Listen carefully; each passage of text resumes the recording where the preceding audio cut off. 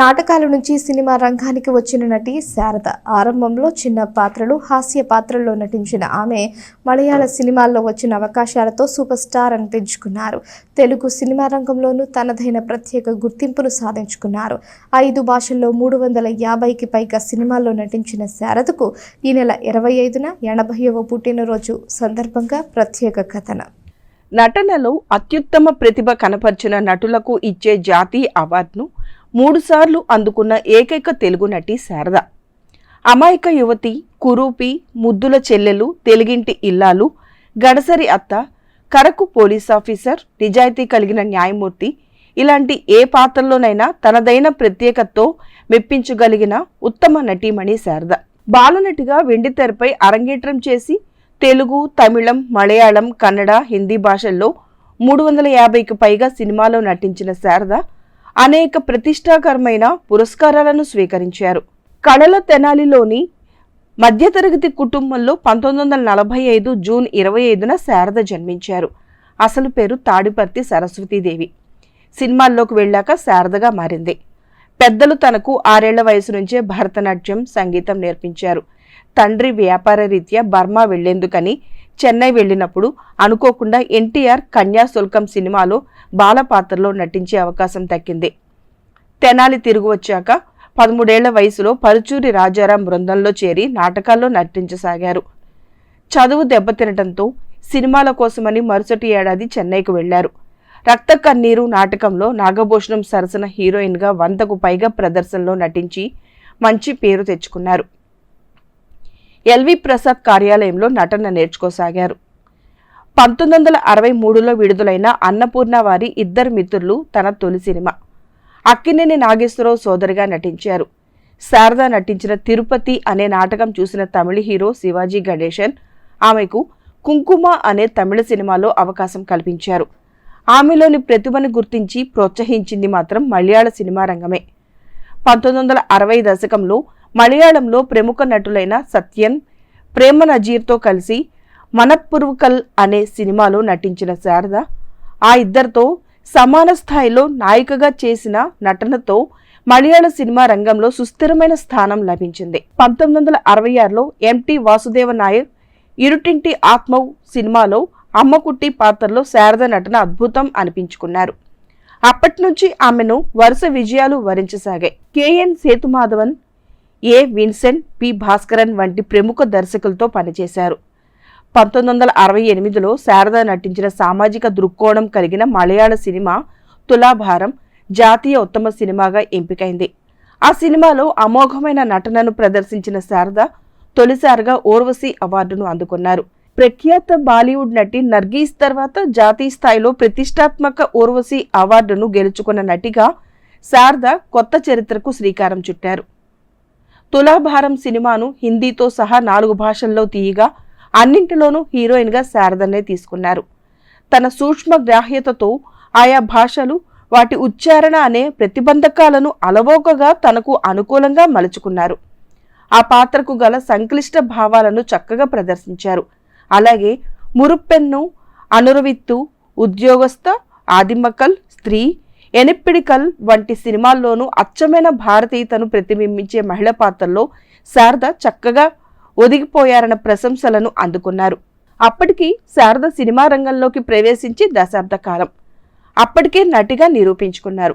తర్వాత ఆదూర్ గోపాలకృష్ణన్ దర్శకత్వంలో వచ్చిన స్వయంవరం సినిమాలో నటనకు గాను శారద రెండోసారి ఊర్వశి అవార్డును గెలుచుకున్నారు. నూతన వధువు ప్రణయలోకపు ఊహల్లో నుంచి కఠినమైన నిజ జీవితాన్ని అర్థం చేసుకునే పాత్రలో శారద తనకు తానే అనిపించుకున్నారు. మలయాళ సినిమా పరిశ్రమను తిరగరాసింది సినిమా.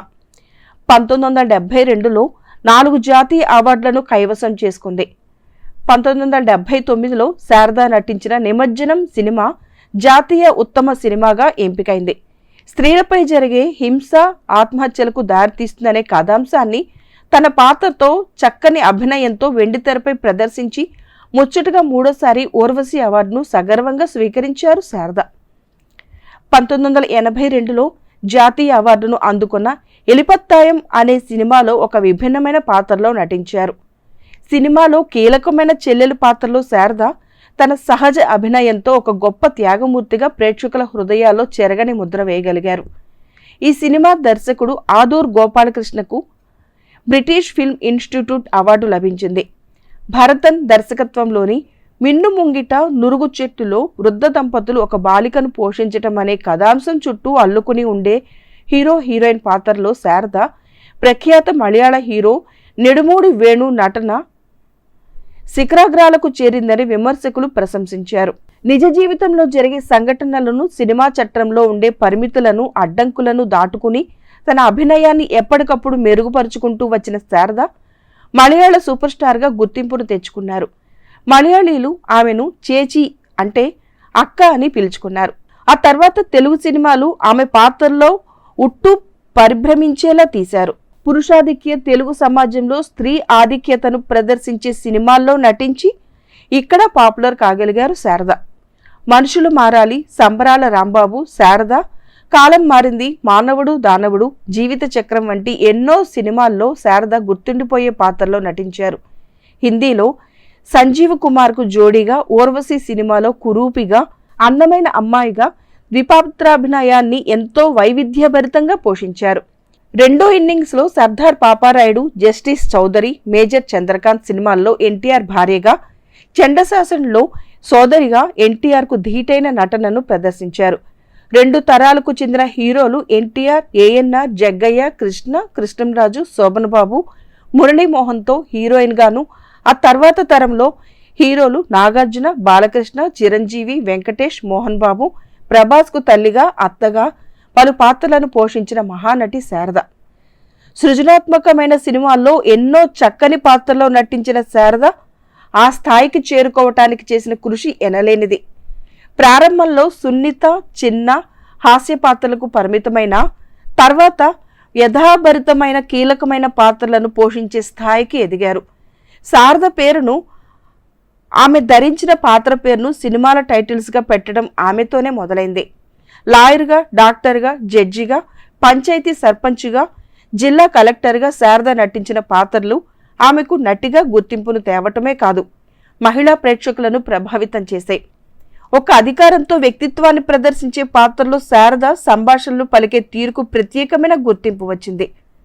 తెలుగు సినిమా రంగంలోనూ తనకంటూ ఒక స్థానాన్ని సంపాదించుకోగలిగారు శారద.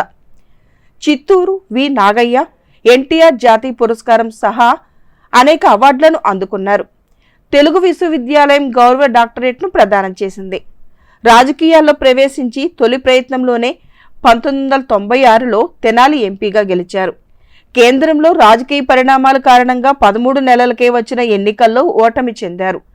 తర్వాత రాజకీయాలకు దూరంగా గడుపుతూ చెన్నైలో కొన్ని సినిమాలు, టీవీ సీరియల్స్లో నటించారు.